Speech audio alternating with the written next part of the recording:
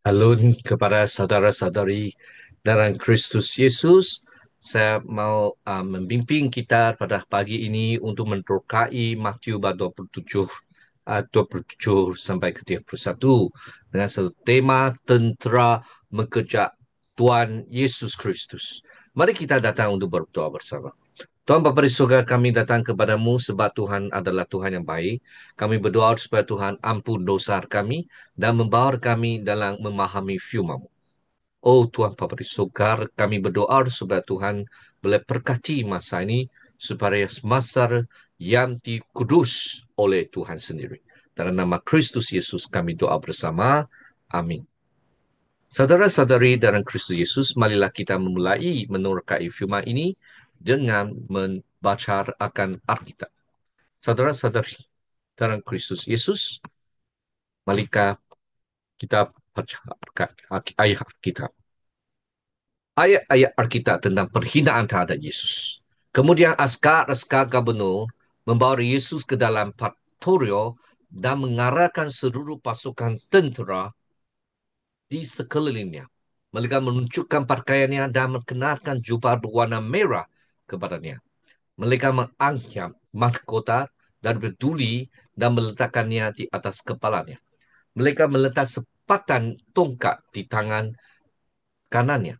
Kemudian mereka beruntut di hadapannya dan menggejeknya.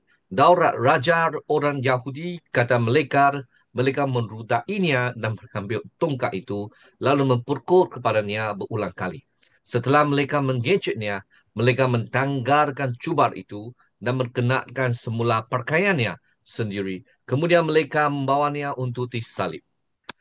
Saudara-saudari dalam Kristus Yesus, marilah kita menerkai latar belakang terhadap firman ini.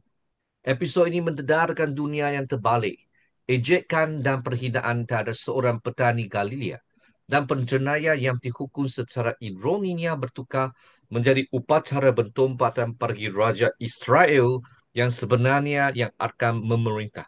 Dalam peristiwa karnaval ini, di mana segala sesuatu berlawanan dengan apa yang kelihatan askar-askar Rom mengisytiharkan identiti Yesus yang sebenar. Dia adalah Raja orang Yahudi, Mesia dari keturunan Daud. Saudara-saudara Kristus Yesus, struktur selalu dalam teks. Para askar membawa Yesus ke tempat peradilan. Dilucutkan pakaian dan dikenakan jubah merah.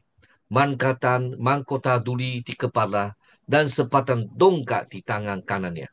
Pakaiannya dikembalikan dan dibawa untuk disalibkan.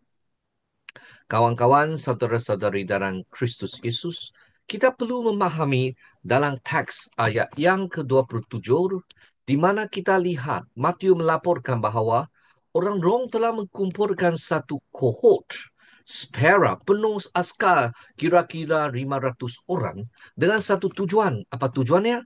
Adalah untuk menghina Yesus. Istilah Yunani spera menuju kepada unit ketenteraan Roman yang standard. Unit ini mewakili keseluruhan pasukan Jerusalem yang ditempatkan di kubur Antonia, kediaman gubernur Rom, yaitu Praetorio di Jerusalem. Walau bagaimanapun ada yang mencadangkan bahawa tempat penghinaan itu mungkin istana Herods. Sebaliknya, istilah Praetoria dalam teks asal merujuk kepada maskar atau kediaman rasmi pegawai Roman. Kawan-kawan saudara-saudari dalam Kristus Yesus, dalam teks ini ayat 28 sampai ke 30, di mana cubar askar Roman digunakan sebagai tiruan cubar ungu Maharaja, menggantikan pakaian Yesus dengan simbol perhinaan. Mahkota duri ini mentiru mahkota bersinar raja-raja Yunani dan Roman, dengan duri-duri mencucuk keluar sebagai simbol sinar matahari. Sepadan puro digunakan sebagai tiruan tongkat di raja, melengkapkan gambar perhinaan terhadap kedaulatannya. Pembainan mengejek ini memujak apabila askar-askar yang beruntut sambil menjerit daulat raja orang Yahudi mengejek cara Roman membeli penghormatannya kepada Kaisar. Pemainan berpura-pura berpayah memuncak dengan menuntut dan membeli penghormatan kepada Kristus Yesus. Mereka merudainya dan memukul kepadanya dengan buruk. Penerangan Matius lebih kepada penghinaan dari penisanaan itu sendiri. Peristiwa ini memenuhi ramalan Yesus sendiri. Saudara-saudari, dalam bab 20 ayat ke-19. Dalam teks ayat ke-31, setelah selesai kekejaman mereka, askar-askar yang mengembalikan pakaian Yesus, mereka membawanya ke tempat penyaliban. Biasanya orang Roma akan mengkalak penjenayah yang dihukum ke tempat pelaksanaan tanpa pakaian. Kerana kepekaan orang Yahudi terhadap keteranjangan manusia, mereka memutuskan untuk menutupinya. Saudara-saudari dalam Kristus Yesus, di satu pihak, Yesus Mesias sedang dihina oleh askar-askar dalam demonstrasi artrika kuasa Roma. Inilah yang menanti pemberontak dan pemerintah yang mengisytiharkan diri orang Yahudi. Penghinaan melampau, penghinaan dan kematian. Episod ini diletakkan bersebelahan dengan ejekan oleh orang Yahudi disalib. Raja yang sebenar ditolak dan dihina oleh kedua-dua orang Yahudi dan bukan Yahudi. Tetapi pentumpahan palsu ini bertukar menjadi pengakuan identiti sebenar Yesus. Dalam perkara ini, askar-askar Roma beruntur dan memberi penghormatan kepada Raja orang Yahudi. Istiwa Cortescue ini diikuti oleh perjalanan Yesus ke salib, takhta penderitaan dan penebusan bagi umat Allah. Raja yang sejagat. Yesus menjadi Raja seluruh kosmos, iaitu seluruh dunia. Apabila Tuhan sendiri memberikannya kuasa dan juga authority penuh atas ciptaan.